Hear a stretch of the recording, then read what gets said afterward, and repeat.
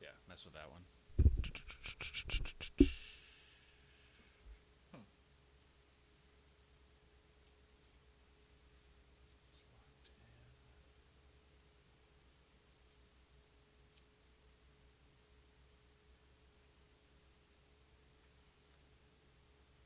I mean, look, I can do it without it for that. Hold on. Yeah, no, I know you'll be fine without it, but testing. Right.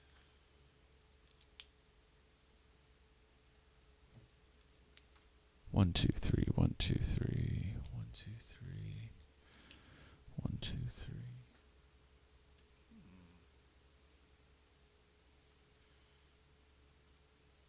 That's super weird.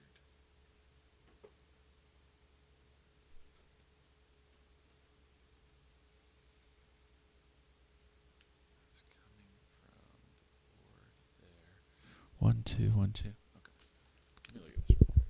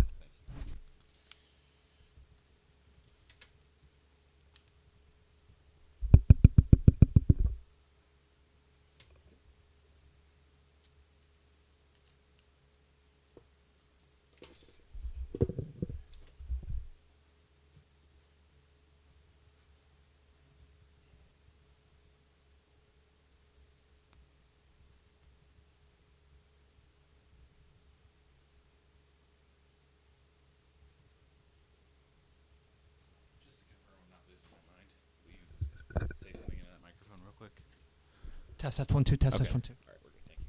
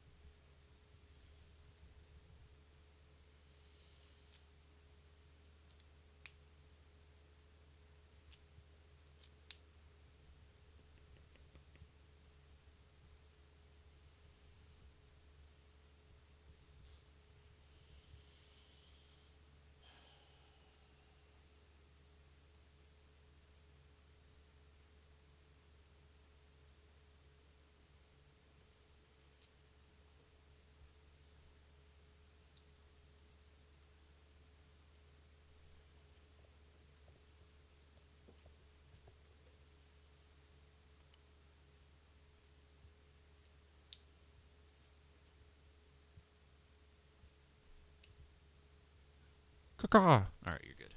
Yeah. What was it? This connector is dead. Oh, beautiful. That one seems okay. Yeah. Good.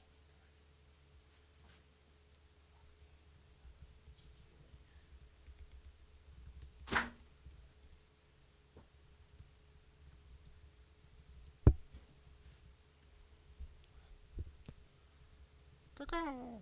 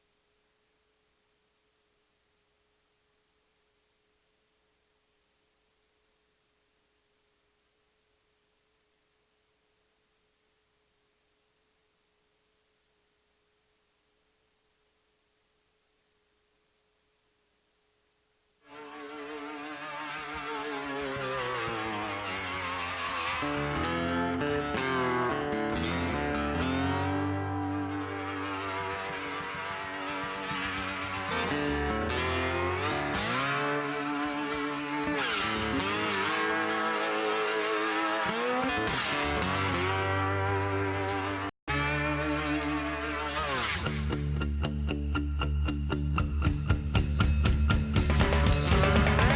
how to sing blues way.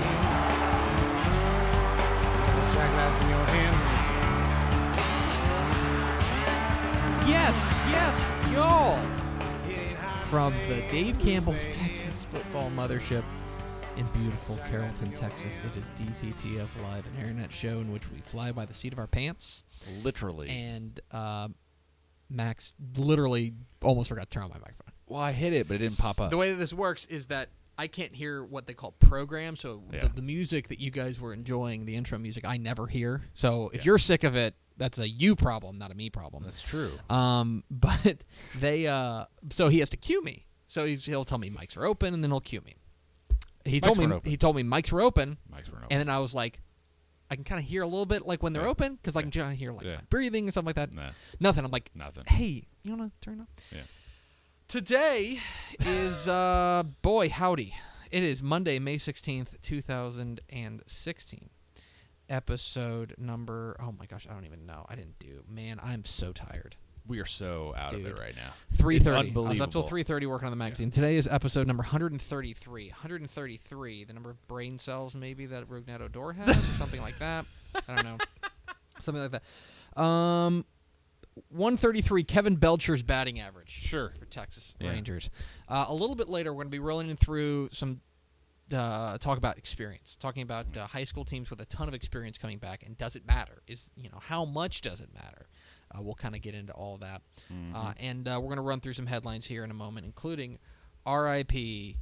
Floyd Casey Stadium. That's true. We will talk all about that. Max, how was your weekend? Oh, it was delightful. Was it?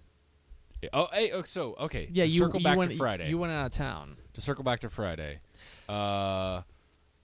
Peoria, Illinois. Yeah. Where I spent the weekend. Mm-hmm. Not as bad as expected. Okay. Right. Yeah. All right. Did you Not see- good. Have you've been to Springfield, Missouri, right? Of course I have. I would categorize Peoria as a Springfield. nicer Springfield, Missouri. It's it a has hell of a town. riverfront. It's very nice. A downtown that is significant, has a nice Mm-hmm. skyline. Riverboats everywhere, so you've got your little Mississippi area, valley nostalgia, I suppose. And I didn't eat a bad meal. Good for you. Yeah, it was a nice Good for little you. college town, right? So I spent the whole weekend slaving over this magazine. Which would explain why you're so far ahead of me. We are now 16 days to press, 17, 16, Is that all? something like that. Yeah, it's 2 weeks from Wednesday. Not that I'm counting or that it's weighing heavily on my mind. If you want to Start working on the magazine. doing your part on the magazine, that would we should really probably get help me around to out. that. The one thing I did basically outside of aside from there, outside of working, was I went to the Rangers game. Went to the Rangers game on Saturday night. I did not the good one. I did not go to the one where Rugnetto Door made an idiot of himself.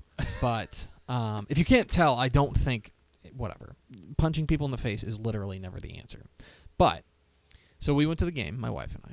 And tailgated beforehand and had a good time. It was a great game. Bobby Wilson hit a grand slam. Drew Stubbs, that's a Texas great, hit a walk-off homer. It was very good. Very good game.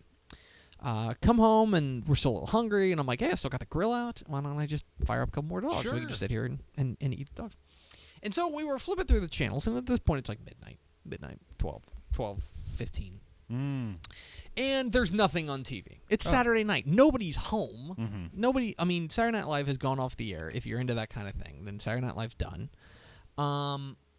So there's nothing really on the air. Okay. And so I'm flipping around, and I come by QVC. Oh, right. I forgot. Yeah, you Max, wanted to talk about this. When is the last time you sat down and enjoyed some QVC? And Which this coach is calling us? I think it's a coach in San Antonio. Okay. When's the last time you sat down and enjoyed some QVC or Home Shopping Network? I'm going to have to say never. That is, it's honestly, it's like it's its own other world. It's amazing. Having only ever skimmed across it, right? Yeah. Like I've never actually just sat there and watched it. It does seem like a bizarre little universe. We sat for 35 minutes and watched. Wow, 35. So, and here's the amazing thing. So, when you think of like Home Shopping Network, or you think of QVC, what are you thinking people are buying? Right? They're buying like crockery. You know, they're buying they're jewelry. buying jewelry. Yeah. Pots. Maybe Kitchen items. Yeah, exactly. Yeah. Stuff like that. Sure. That you would be correct. I think that's how most people would assume. Right. This was a 1-hour block that Serta had bought. It was about mattresses. Wow. Which really, I've got so many questions. First of all, how many people are actually, how many people bought a mattress at what would be 1 o'clock a.m. Eastern on Sunday? I'm going to throw a point at you. Uh-huh. The exact people who can't sleep because they hate their mattress, which is why that's on right then. I mean, they did make that point a couple of times. Like, why are you awake? You could be sleeping on this wonderful mattress. But, I mean, I understand the idea of, like, throwing, like, oh, that's really cool. I'll throw $50 at that. You know? But right, but like $3,000 at a mattress in the middle of the night. And then, well, first of all, I mean, there are commercials on QVC. I want you to think about that for a moment. Yeah. that is a channel entirely devoted to a commercial at a time. And then they have commercials, which is just so meta. Yeah. And then the other thing is on this mattress thing, they, of course, had to demonstrate the mattress. And for that, they had a woman just lying on the mattress for an hour. And How did she not fall asleep? If she didn't fall asleep, I don't think that's a very good advertisement for the mattress. I challenge you to tell me a better job in America than being paid to lay on a mattress for an hour on TV. And talk about how great it is. She didn't say a word. Her name was just laid Bonnie. there? Her name was Bonnie. And she just laid there. They pointed to her and be like, oh, look how comfortable Bonnie is. But she never said anything. Not one word. Not one word. It's amazing. That doesn't make any sense. Oh, my gosh. It was the most incredible thing I've ever seen. What was the point? I don't know. That sounds like a good job. But Bonnie was there, and she actually made money on that. I mean, right? Or is it like just a friend that was like, hey, come on. Her agent, come in with us. I mean, I just need someone to lay Bonnie on this. almost certainly has an agent, and Bonnie's agent almost certainly said, hey, got a gig for you. Yeah. And by the way, they're in Pennsylvania. I had to look that up. QVC's based in Pennsylvania. Well, that's too far away for us to make an indent. For sure. Yeah. But, so they're on East Coast time, which means that her agent called her and said, hey, got a gig for you. QVC. She's like, all right, QVC, I can come aboard that. 1 a.m. on Sunday morning. Yeah. Lying on a mattress. Was that live? Yeah, I think it was because they were taking. Oh, that's the other thing. I promise we'll get to football. They had a box. They've got two numbers. One number is like call to order, right? Okay. The other number is the testimonial line. Oh, sure. So if you have the Serta mattress and you want to say good things about it, I had all 10 digits plugged in my phone, and I was ready to hit and go. just make up some stuff. Just make it up. Yeah. And my wife wouldn't let me. She's like, "You're not embarrassing the family this time, you know. You do it enough." Why stop now? It was incredible. I can't recommend. Just swing by, spend 30 minutes on QVC, and be like, there are people who are watching this. Of course, like now that you've got me intrigued, is like I've got 2.5 weeks of straight work ahead of me where I will have no time to watch QVC in the middle of the night. So now I'll probably forget by the time June rolls around. We are DCTF Live. We're here every weekday at noon on TexasFootball.com. You can subscribe to the podcast on iTunes. We're on Twitter. We're on Facebook. We're on Instagram. We have a website. All right, Max. Let's get to some headlines from across the Lone Star State. You insist. There's a big boom in Waco over the weekend. And it wasn't the Branch Davidians. It was instead. I'm sorry. Is that not what everyone else is thinking? Too soon. There was, and it was Floyd Casey Stadium. Floyd Casey Stadium came tumbling down. From what I understand, Floyd Casey Stadium, it was half owned by Baylor and half owned by the city. I believe that's true. And so I believe the city, the conglomerate of powers that owned the stadium, tried to sell it to Waco ISD, and Waco ISD was like, "No, we're good." Sure. Floyd Casey Stadium, of course, the longtime home of the Baylor Bears. It is now a pile of rubble because it was replaced by McLean Stadium. There's a lot of people who have a lot of bad things to say about Floyd Casey. Floyd Casey. It was not the prettiest stadium in the world. It was they had the tarp, of course. They tarped off a bunch of Wasn't the seats. prettiest program in the state for was a long time. It is way off campus. It's a couple miles off campus, which is kind of weird. but I mean, it ain't that far. They did the press box was named after our own Dave Campbell, so Yeah. there's something. I thought that Floyd Casey Stadium was for a long time a good soldier. It did its job. Yeah. It can't help when it was born. You know, No. where they were just making only pretty cookie-cutter stadiums. I thought Yeah. it was fine. That is where I made my sideline reporting debut. Oh, wow. I did a game for Fox. It was a state semifinal between Katy and Cibolo Steel. Katy won, of course. Mm-hmm. So this could have been any time. I think it was 2012, maybe. And I did rather sideline reporting on that, and it was fun. So I will always hold a soft spot. Sure, yeah. I saw Lake Travis win 2 of its state championships there. Mm-hmm. So definitely spent a lot of time there. Having been there yourself, have you watched the video of it being demolished I yet? did. Weird at all to watch a place that you've like Been hung out in? inside Yeah. come tumbling down? Like I had a little like out of body experience, like, oh, am I still in that building? while it's Yeah, it was tumbling very down? like a This is twinge, kind like, of- there's a oh. little twinge, like, ooh, Oh, that's not supposed to do that, you know? Like Yeah. when it's falling down. That's a place I've been in Yeah. and felt safe in before. Yeah. Yeah. No, Ah. I agree. That's a little weird. There's certainly something to be said for that. At any time I think a stadium that I've been to gets torn down. I remember when I was living in Atlanta for a spell, when they tore down Fulton County Stadium, and I'd been to 2 World Series of Fulton County Stadium, so I was, seeing that come down, I was like, that's weird. Yeah. So R.I.P. to Floyd Casey Stadium. Sure. It is getting to be 7-on-7 time. Oh, The it's state coming. qualifying tournaments. Your are- favorite time of year. I'm softening. So I think I've just determined that I'm getting too old to care about all this stuff. So to really fight the fight against 7-on-7. I think 7-on-7. You're too old to make a stand. Yes. Is what you're saying. It's- Okay. it's- I was it's like, if 7-on-7. You're too old to start caring about The high school coaches- football ranks. And here's the thing: the coaches love it, and so if the coaches love it, I should. Like coaches and I line up on like 98% of issues, right? There's some things that we disagree on, and that's fine. Yeah. But high school coaches and I line up on about 98% of issues, so they love it because it gets their kids out there getting reps and stuff like that. There's stuff they don't love about it, but they generally love it because it gets their kids reps and gets them an opportunity to play during the summer. Sure. So you're going to be seeing a lot of links to state qualifying tournaments that are coming up. And the way that works, let me explain how this works. So there's big schools and there's small schools. And that is basically, I think 6A and 5A are big school. And then everything else. So if you're 4A and below or private or 6-man, Right. then you can play, then you play in the small school. And so there are different types of state qualifying tournaments all over the place. And you can go and you can play in as many state qualifying tournaments as you want. And if you finish in the top 2 in a state qualifying tournament, you're in the state tournament. Yep.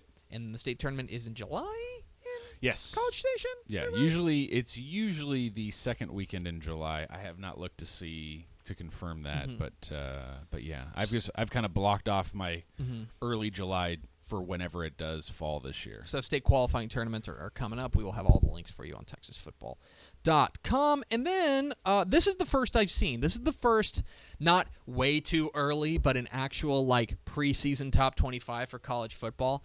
Athlon. Yes. If you have a use for Athlon in your life, I think the one thing they're known for is this, Yes. right? Like when I think of Athlon, I'm like, oh, those are the guys who put out their college rankings way, way, way too early. They also have a magazine which is I've picked up once and it was fine. I don't want to start begrudging other print products about football because we're all in this together, guys.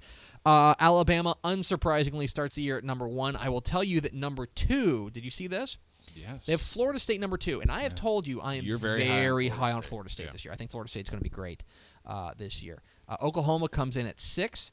The highest-ranked Texas team is Baylor at number 14. Houston comes in at 16, which seems a little bit rich, but not too rich. Not too rich. I'm kind of happy with that, though. It's a little bit. I think they deserve it. It's a little. I think they earned it. I think that they earned it. I think looking at Houston, considering what they lost, I think 16 is maybe a little bit rich, but they're a top. I think they're a top 20 team. Sure. This is picking nits. Yeah. So we've got Athlon has Houston at number 16. TCU comes in at number 18. They call TCU a dark horse Big 12 contender, which I think is fair. Yeah. I think our feeling on the Big 12 is that Oklahoma starts the year as the favorite, right? Right. But if they should slip, which in the Big 12 pretty much seems inevitable, right?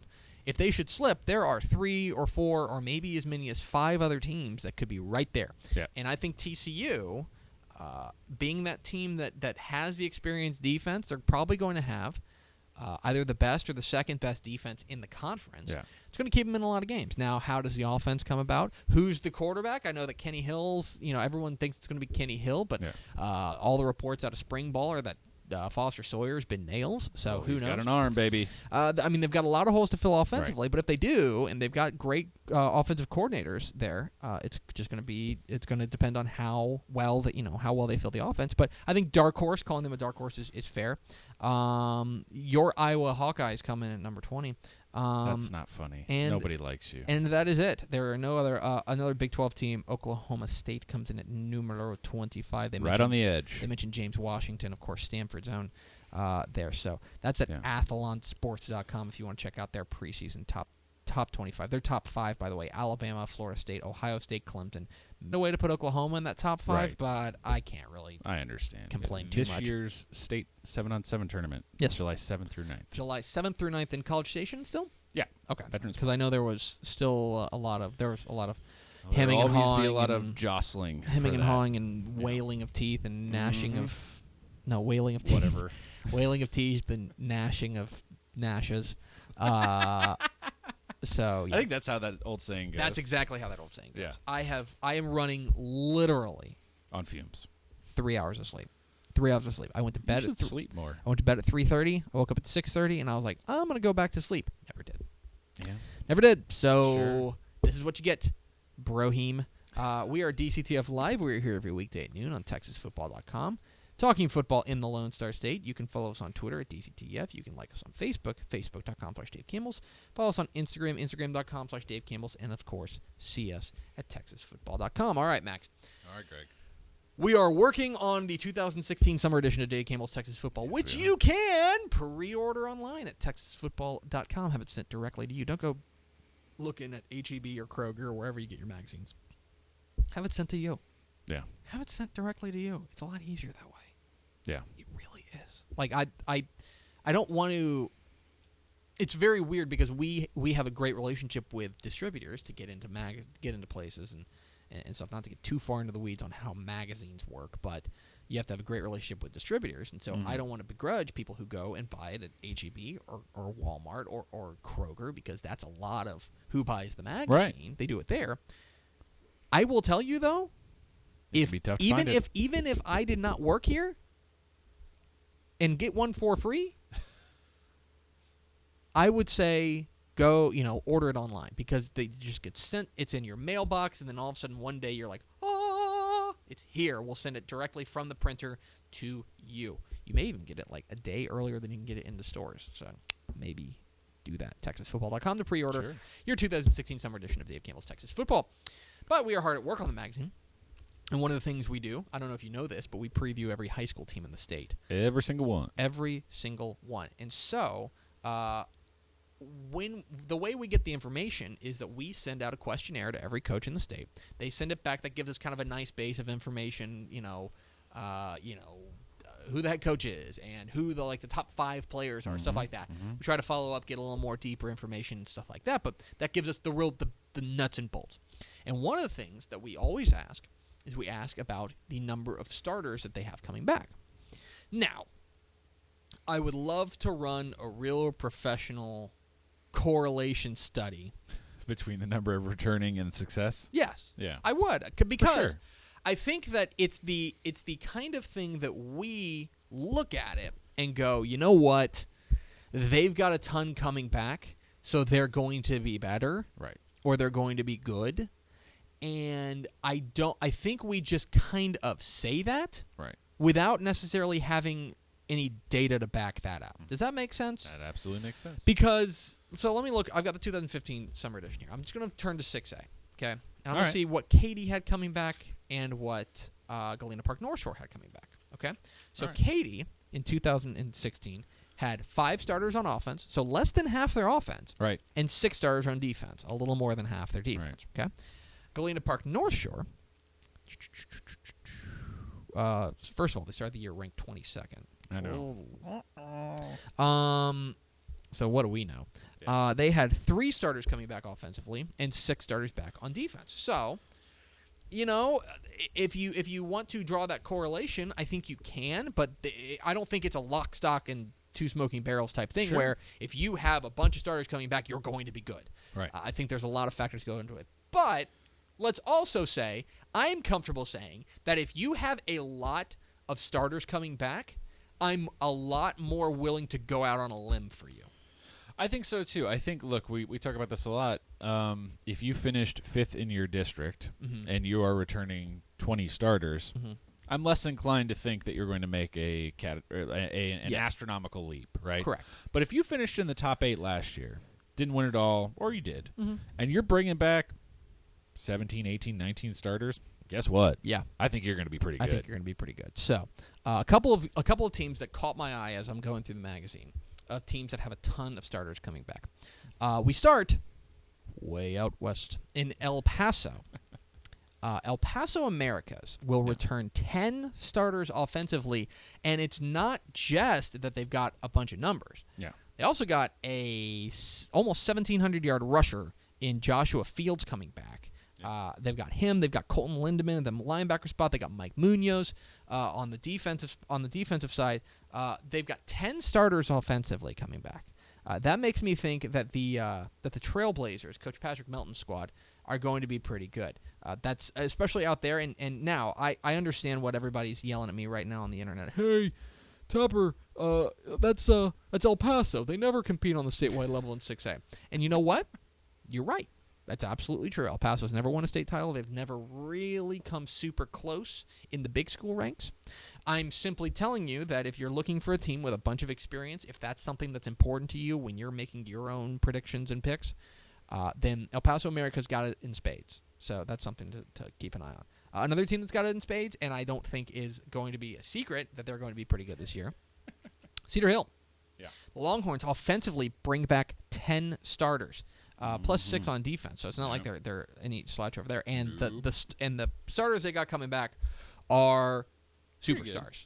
Okay, Avery Davis, the quarterback, Charleston Rambo, the wide receiver, Kagan Williams, the Stephenville transfer, in at running back. This is a team that is loaded. And when you give Joey McGuire a number of things, 1, you give him an experienced squad, and 2, you give him a chip on his shoulder. After last year, after bowing out in the first round of South Lake Carroll, becoming basically the first casualty to the new UIL rule of hosting, you get to host first round playoff games. You give him a chip on his shoulder. It's a dangerous team. And Avery Davis, if you have not seen him, that's a special kid. And I really think they're going to be making some moves this year. That's a group that averaged 36 points per game. It's pretty good. They seem like they're against very good competition. Fort Bend Marshall down in the Houston area. Fort Bend Marshall's offense is bringing back 10 starters as well, and it really their strength is in the hog mollies. Their strength is up front. Barton Clement, their offensive lineman, is kind of going to lead that way. Same with Bryant Newsome. They got big beef up front. And when you've got, if you want to tell me that you've got a lot of starters coming back, that's fine. Like if you've got 7 starters coming back, but you have only 1 or 2 of them are offensive linemen, and maybe you don't have your quarterback, I'm a little less interested. Yeah. You know, if you've got a tight end and 3 wide receivers and a running back and 1 offensive lineman, that's yes, you're going to have what? That's 7 starters coming back, 6 or 7 starters coming back, but that's not the same. When you have an experienced offensive line like Fort Bend Marshall's going to have coming back, I think that is a team to watch. The Buffaloes down there in Fort Bend. So a team. Here's what's super interesting. Let's talk about Kennedale first. This is a really interesting one. So Kennedale, this is not breaking news. Kennedale lost their best player from last year. Okay, Q Wadley's gone. Q Wadley's off to UTEP to be the next big thing for the Miners. Okay, they lost their 3,000-yard rusher. They lost the heartbeat of their team. Okay, and so I think that there is going to be this thought. There's going to be this instinctual move towards Kennedale. They're going to kind of come back to the pack, right? Right. What if I told you? What if I told you that Kennedale has It's the start of a 30 for 30. What if I told you that Kennedale has 10 starters coming back on defense? And what if I told you that one of those starters by the way, may be the best linebacker in the state? maybe the best linebacker in the country. In Baron Browning. Yeah, okay? pretty good. Between him, Jamar Daniels, Stephon Jackson in that front seven, this defense is going to be lethal. Now, I know what you're saying. Yes, but, Greg, they lost Q Wadley. And I am certainly, they also lost Dalen Wells, Jonathan Zielinski. I am not downplaying that at all. Okay? Sure. You, especially in the 4A level, if you lose that kind of transcendent talent that Q Wadley was, that he was the heartbeat of that team, I understand that's going to be more difficult to fill. I understand. I'm just telling you that Kennedale, while they may take a step back on offense, maybe a lot better on defense. Might be a lot better on defense, and I wonder if that's going to be a net positive. Yeah. That's all I'm saying. So that's a super interesting one to me. Staying in the small school ranks, Henrietta, the Bearcats, team we don't talk too much about but probably should. Another team kind of from the DFW area. They bring back 10 starters defensively, not to mention 7 on offense. Ben McCreary, their big-time wide receiver, a running back in Mason Hansen, who ran for almost 500 yards last year, a big offensive line for that size of school. This is a Henrietta squad that, especially, I think when you get down to the lower levels, that's where experience really comes in handy. Yeah. I think that's where it makes a bigger difference. Everyone's got athletes at the 6A level that you can plug and play, but if you lose a bunch off of your team from last year at the 2A level or the 3A level in Henrietta's case, then I think you may be in trouble. And finally, one I want to talk about, and I think I've mentioned them on the show before. I think you have too. Down there in the Houston area. So Hull Dicetta. Yeah. And I understand what you're saying. Tap. Buddy. Hull Dicetta went 2-8 last year. It's true. What are you doing, buddy? What are you doing? What if I told you they bring back all but one starter? That's a lot. Period. Not on offense, not on defense. Total. They lose 21. One defensive starter. They have 21 starters coming back. I'm not suggesting that Hull Dicetta is going to go from 2-8 to a state championship game. I'm not suggesting that. What I'm saying, though, is that if you are a believer that experience begets better product, then you take a hard look at Hull Dicetta and you go, okay, the Bobcats have something here because they've got a ton of starters coming back, and they all took their lumps last year, but they all took their lumps together, right? And they're back for one more year. Mm-hmm. So keep an eye on them, and I also think that realignment maybe did them a favor or two. They dropped down to Division II. And then they've also they get out of the district with Lovelady in Centerville. So I think that'll be a big help. I think that things are overall a little bit better. Now they're in there with Iola, and Iola's going to be solid. They were great last year. They're going to be solid again. But I think that Hull Dicetta, if you're looking for a team with a ton of experience, that's maybe a team to buy some stock in. Buy low. And this is also a big reason that we brought up Ira Ann at the end of last week. Ira Ann's got a million starters coming back. There's a top 16, top 6-8 team in their division, and 18, I believe, was the number. 18 The number starters? is they have 10 starters on offense and 8 starters on defense. So that's a team. That's a program with pedigree. If you want, to say, oh well, Greg Hull Dicetta not very good, that's fine. What's your excuse here for Iran? Because Iran went 13-1, and they're bringing back 18 starters. So I look at Iran, the Braves. Now they're going to have to eventually go through Bremont to win the state title, and they got to get out of Region 2 to begin with. Which is a bear. It is, but Iran, another example of a squad with a ton coming back that you might want to keep an eye on. So that's going to do it for us. Thank you for spending part of your day with us. Tomorrow, I'll talk with James Lott, the official recruiting analyst of Dave Campbell's Texas Football, to talk about the best linebackers, some of the best linebackers. You know about some of these guys, Anthony Hines, you know those guys, but there's it's a real deep linebacker crop. We're going to get into a couple, one of which I'm really, really, really crazy about, and I think is going to be a superstar. So we'll get into that tomorrow with James Lott, the official recruiting analyst of Dave Campbell's Texas Football. Thank you for spending part of your day with us. Follow us on Twitter at DCTF. Like us on Facebook, facebook.com/Dave Campbell's. Follow us on Instagram, instagram.com/Dave Campbell's. And, of course, see us at texasfootball.com. Vince Young, please come get your Player of the Year trophy. And we will see you tomorrow on DCTF Live.